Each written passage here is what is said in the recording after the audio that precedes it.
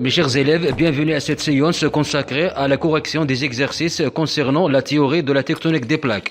Pour télécharger ces exercices, visitez le lien en dessous de la vidéo. Mes chers élèves, on nous demande dans ces exercices de choisir les bonnes réponses. L'exercice numéro 1. Quels sont les phénomènes géologiques internes parmi les phénomènes suivants?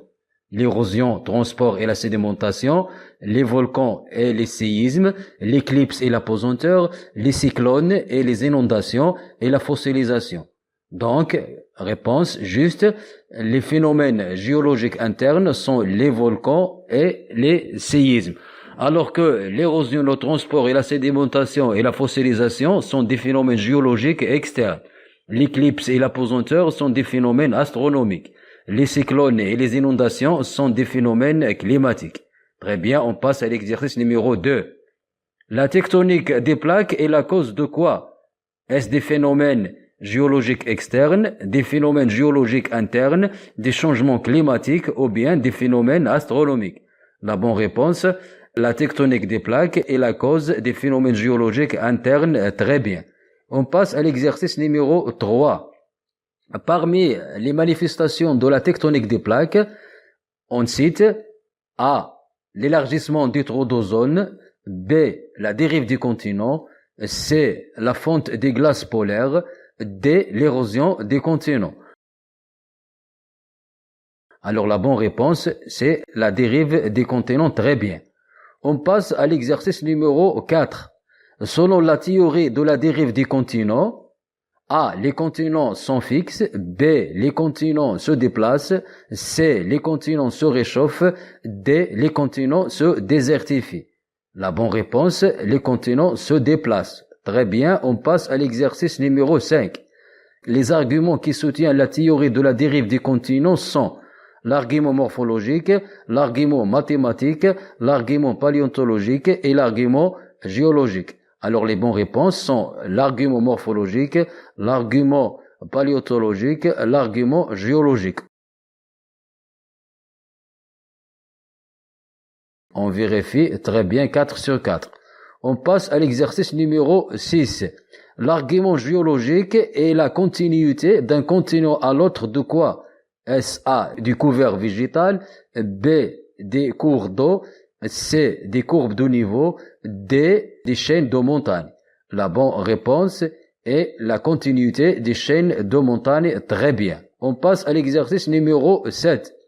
L'argument morphologique, c'est la complémentarité d'un continent à l'autre des formes de quoi? Des formes des forêts et des plaines, des océans et des mers, des chaînes de montagnes, des côtes de quelques continents. La bonne réponse, des côtes de quelques continents. Très bien. On passe à l'exercice numéro 8. L'argument paléontologique, c'est l'identité dans les continents de quoi? Est-ce des roches, des fossiles, des reliefs, des rivières? La bonne réponse, c'est des fossiles. Très bien. On passe à l'exercice numéro 9. Les zones sismiques et volcaniques se répartissent le long de quoi? Des rivières et des plages, des mers et des océans, des plaines et des dunes, des marges actives et des rides médio-océaniques. Alors la bonne réponse, c'est D, des marges actives et des rides médio-océaniques. Très bien. On passe à l'exercice numéro 10. Les plaques sont délimitées par les marges actives, les rides médio-océaniques, les côtes des océans, les forêts tropicaux, les zones de coulissage. Les bonnes réponses sont les marges actives, les rides médio-océaniques et les zones de coulissage. On teste, très bien, 5 sur 5. On passe à l'exercice numéro 11. Le nombre des plaques lithosphériques est A2, S5, S12 ou bien 20. La bonne réponse, c'est 12. Très bien, on passe à l'exercice numéro 12. Quelles sont les plaques lithosphériques qui sont constituées par une partie océanique seule? Est-ce la plaque Nazca, la plaque africaine, la plaque sud-américaine, la plaque pacifique? Les bonnes réponses sont la plaque Nazca et la plaque pacifique. On vérifie très bien 4 sur 4. On passe à l'exercice numéro 13. La plaque africaine et la plaque de l'Amérique du Sud, elles se rapprochent? elle s'éloigne, elle s'enfonce, elle se frotte. La bonne réponse, elle s'éloigne. Très bien, on passe à l'exercice numéro 14.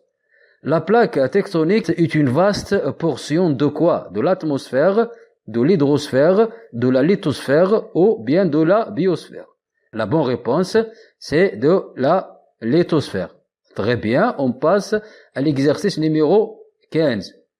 La plaque africaine et la plaque de l'Amérique du Sud s'éloignent d'environ 38 mm par an, 38 cm par an, 38 mètres par an, 38 km par an. La bonne réponse est de 38 mm par an. Très bien, on passe à l'exercice numéro 16. La plaque africaine et la plaque eurasienne, est-ce elle se rapproche ou bien elle s'éloigne? La bonne réponse, elle se rapproche. Très bien. On passe à l'exercice numéro 17. On a mesuré les valeurs du déplacement des plaques par est-ce les satellites, les télescopes, les microscopes ou bien les loupes. La bonne réponse par les satellites. Très bien, on passe à l'exercice numéro 18. Les continents étaient unis sous forme d'un seul continent nommé est-ce la Pangée, l'Afrique, l'Atlantique ou le Pacifique? La bonne réponse nommée la Pangée. Très bien, on passe à l'exercice numéro 19. La Pangée existait il y a 250 années, 250 siècles, 250 millions d'années ou bien 250 milliards d'années. La bonne réponse, il y a 250 millions d'années. Très bien. On passe à l'exercice numéro 20, le dernier exercice. Les continents continuent actuellement leur déplacement. Est-ce c'est vrai ou bien c'est faux? C'est vrai, exactement, les continents continuent leur déplacement actuel. Très bien.